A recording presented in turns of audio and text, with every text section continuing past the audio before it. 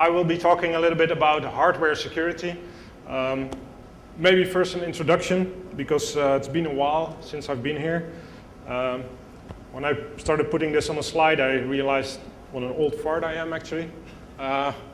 And so my past is also that I've been doing a lot of different things. I've spent quite a few years doing pen testing and purely software-based stuff. But originally I'm an electrical engineer, so a few years ago I decided to start doing some security on hardware again. So these days I'm one of the directors at Riscure, a company in the Netherlands, and my main focus is testing of embedded devices. And actually it's a very broad range of devices. So we do a lot in pay TV, but also mobile phones and smart cards and all that stuff.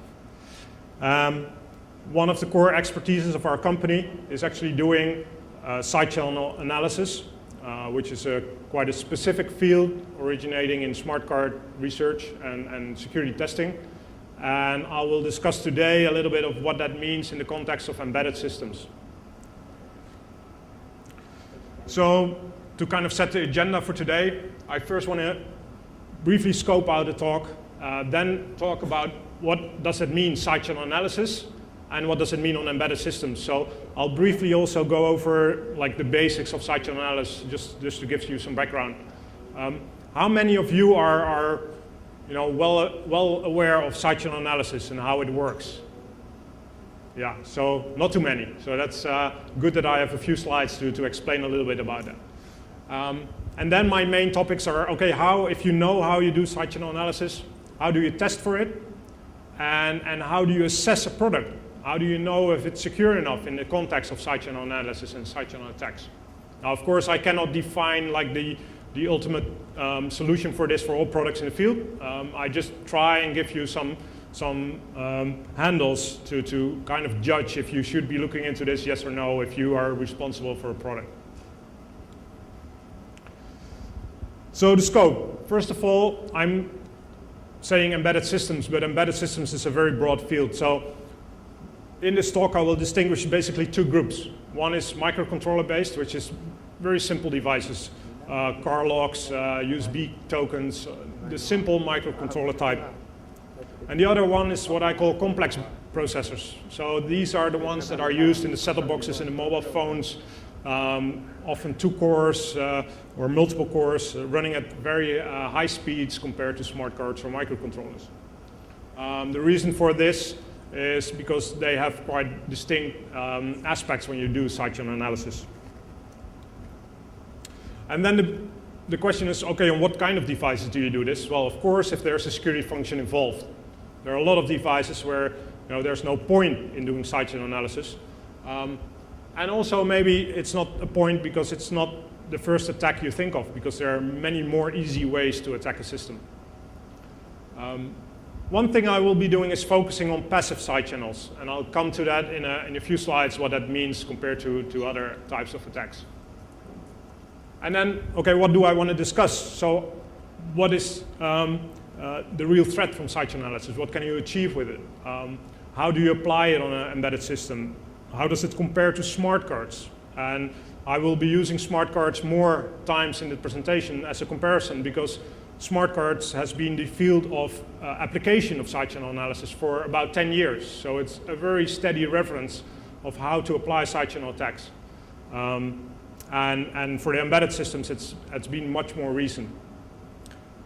So what are future developments? And I'll also have some demos on what it means if you do some of these types of analysis on an embedded system that I have here on the table. But first, what is side channel analysis? Briefly, and there has been already a talk about doing some side channel, very cool side channel attacks on the power line. So we've seen that you can actually literally use the power line, as was shown in the talk earlier, where you measure the consumption in the mains connection. But you can also go into the device, of course, where power is consumed more locally. But if you cannot go there, because there are all kinds of obstructions, you can also look at the electromagnetic field, and I'll show you a bit more about that today. But But there are other side channels. There are all kinds of ways that you can leak information. Light is one. So energy is photons. And once you consume energy, you also tend to emit photons. One of the things you can do is you can observe photons that come from a device, from a chip. But you can also shoot photons. And shooting photons is what you do with a laser.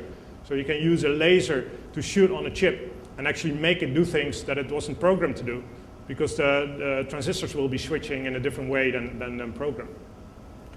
And another good example is acoustics, where you have, so we had the keyboard side channel by looking at the power, but you can also listen to the sounds. And even from a single speaker, by using, for instance, the rhythm of typing and the knowledge of the language, you can even predict what someone is typing. So there are a lot of ways you can do side channel analysis and side channel attacks. So for now, what I will be focusing on is primarily power and electromagnetic.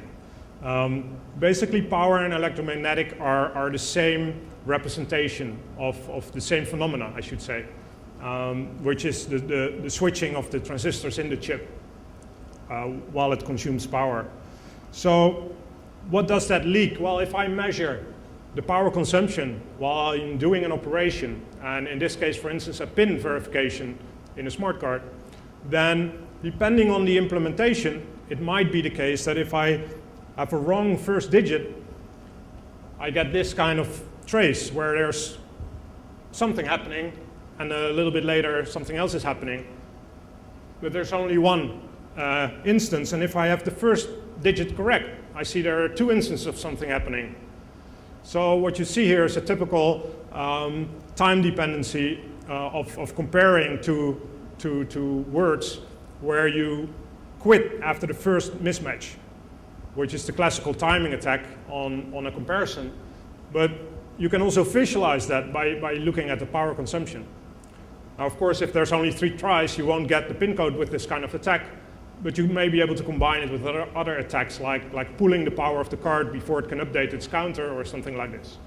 So now, how do you know if it's correct? So here we both have like 4 of these things happening. Does anyone notice anything different between the last 2? No difference? Rob sees it. Yeah, so there's a slight timing difference here. And you can also even see that this waveform is a little bit different from this. So it is also, and that is kind of showing already, that it's often a small detail that can make the difference. So interpretation of these waveforms, you want to pay attention to detail. But it can be more difficult than this, because this is what we call classical SPA, simple power analysis. You use only one or a few traces, and you can already visually see things happening. But you may have much more noisy traces like this, where the next one and the next one will, roughly look alike, but be different everywhere because of noise. So the big question is, how do I figure out what's happening in a trace like this if I don't know from visual inspection? So the idea is here that you use statistics. So you collect a large set of traces, and they all roughly look alike, but you also collect like the data you use to process these traces or to generate these traces. And if I vary that data, I'm collecting like a statistical set that I can use. So say that we know the data that we're putting in, and we also can assume that there's like a uniformly random behavior of that data set. Then I can apply statistical methods. And a very simple example of how this can be done for a single bit is the differential trace. So we focus on one bit of the input, and we try to determine where this bit is used in the processing of the card. So you can imagine that if the bit is 1 or 0, that there may be a difference in how it's being processed. And if we compare the input or the power consumption carefully, that we may be able to distinguish this. So the question is, how do we inspect this carefully? How do we do that? And basically what we can do is we can group our traces. So we say we took 1,000, then roughly half of them will have the bit 1 at the position 3, for instance.